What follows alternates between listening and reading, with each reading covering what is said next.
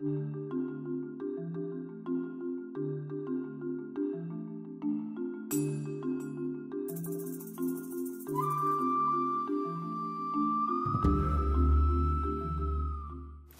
to the Guadalupe Cultural Arts Center. I'm Patty Ortiz, and this is Artist Conversations, a series of short interviews with local San Antonio artists.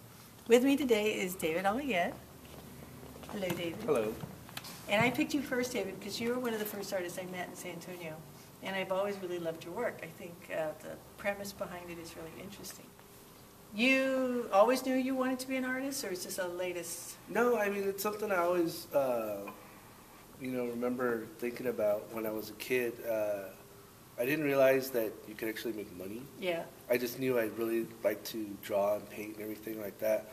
It was when I got older, like into high school, that it was actually something that I could study after high school and pursue as a career.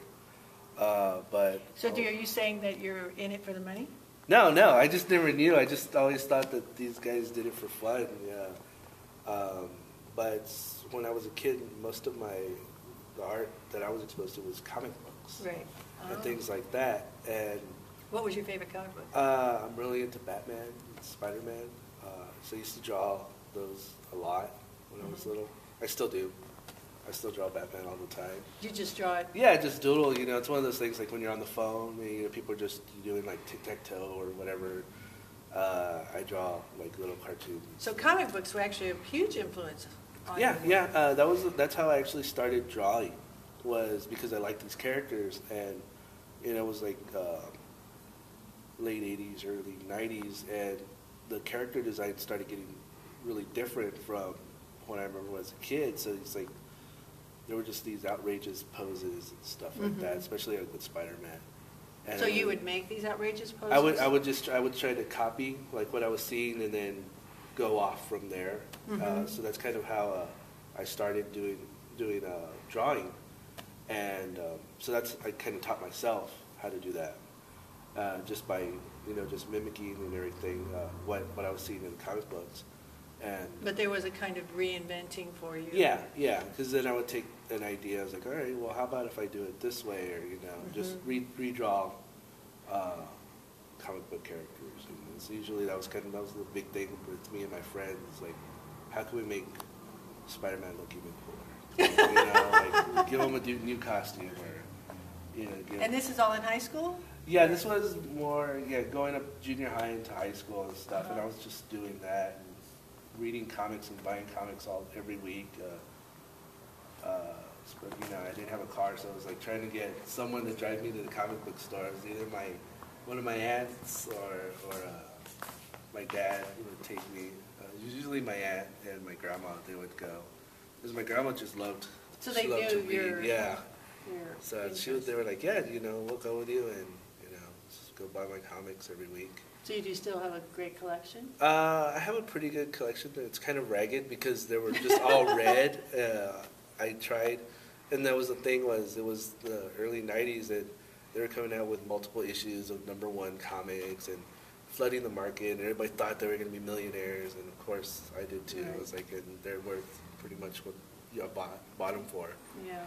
So then did you go to art school after that? Well, after high school, I started at Our Lady of the Lake University and was studying art there, and then transferred over to UTSA for a little while, but and studied there too. But I never really finished.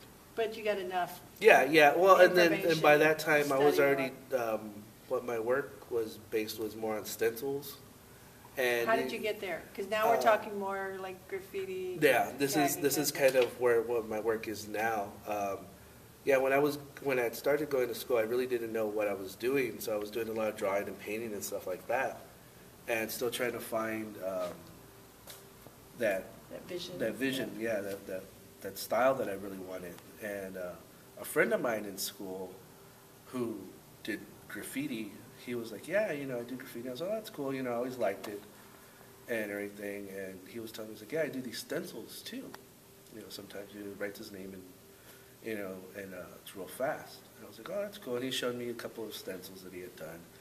And I was like, wow, maybe I could try something. And went home and started cutting out on manila folders, because that's usually what it is. Just cutting out images and, using spray paint in my backyard, just doing them on old tables and stuff like that. And then I started trying to develop a certain style. I really liked the way of using that stencil and using repetitive motion. I like patterns. Mm-hmm.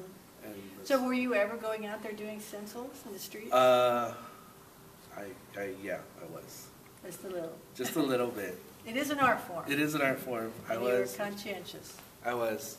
There's, yeah. But see, I think there's a really interesting background on the whole graffiti, stencil, tagging movement, and that it's such an interesting. I mean, I even think it goes back to David Almaguer, where art was declared for the people, and that it should be in the streets, and that happenings can happen into everyday life, and so that art was no longer just in the museums. Yeah, see, I wasn't out there trying to vandalize. I was really looking for places where I knew people would see it, and I always liked also to find little hidden places. Mm-hmm. There's actually one place in town that still has some of my stencils up, mm-hmm. and they were the very first ones I put. So of course they're the worst looking stencils that I have, but it's the only place that still has them up in town. Everywhere else, they're all gone. Businesses would come in. But so, what did you like about that? Tell me, what was your interest in doing this kind of stenciling? I just liked the fact that I was the repeating of the pattern and stuff. I really liked being able to take that image, and then even with spraying the stencil with all the paint that would get on it, it would have just changed the image a little bit. And mm-hmm. After a while, that stencil just gets so thick with paint that it's almost useless. And isn't there an element of making your mark in a kind of public way without the normal processes? Yeah, I mean, it's kind of one of those things, like you see it. I always remember, even as a kid, looking for graffiti, because these people took the effort to get to wherever they wanted to put it there, even mm-hmm. if it was the smallest little quarter of some building.